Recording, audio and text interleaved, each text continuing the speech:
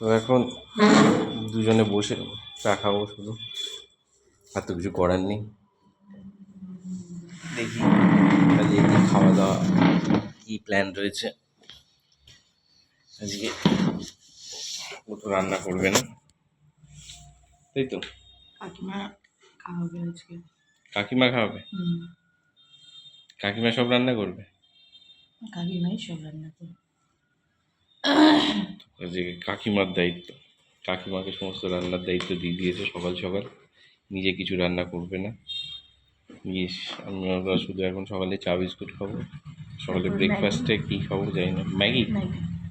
Maggi হবে ব্রেকফাস্টে, দুপুরে রান্না করবে। তো সকালে শুধু আমরা ম্যাগি খাবো এখন, সকালটা ম্যাগি দিয়ে চালাবো। দুপুরবেলা কাকিমা কিছু রান্না করবে, কি রান্না করবে দেখি। দুপুরবেলায় আছে কাকিমা পুকুরে ধরা জ্যান্ত শোল মাছ রান্না করবে। বাবা ধরে এনেছে যেগুলো, বাবার পুকুরের মাছগুলো, শোল মাছ আর শিঙি মাছ।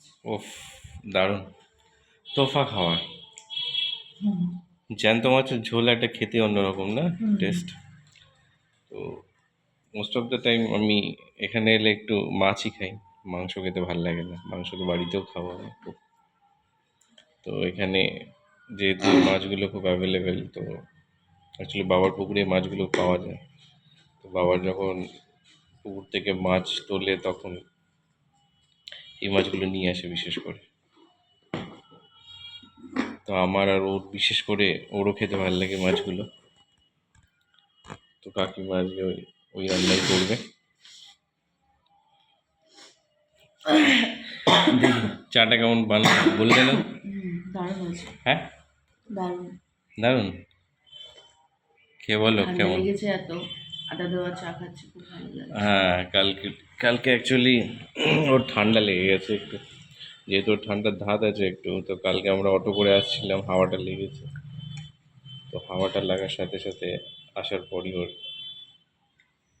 ভালোই ঠান্ডা লেগেছে। ভাবলাম একটু চা করে দিই, সকাল সকাল চাটা খেলে ভালো লাগবে। ঘরটা কেমন ফাঁকা ফাঁকা লাগছে মা বাবা ছাড়া, তাই না? হ্যাঁ, ভালো লাগছে না মামা বাড়ি। ঘরটা দুজনে মনে হচ্ছে হঠাৎ করে কেউ নেই, কেউ নেই, আমরাই দুজন একা এখানে গেস্টের মতো রয়েছে। অদ্ভুত লাগছে। তো বেশিরভাগ টাইমে যখন আসি তখন মা বাবা তো থাকেই সবসময়। তো আজকে পুরো বাড়ি ফাঁকা, আমি আর ওই রয়েছি। কেমন লাগছে দুজনে, এই বলছিলাম। সেটাই, বাড়িতে লোকজন না থাকলে বাড়ি বেশ ফাঁকা ফাঁকা লাগে খুব।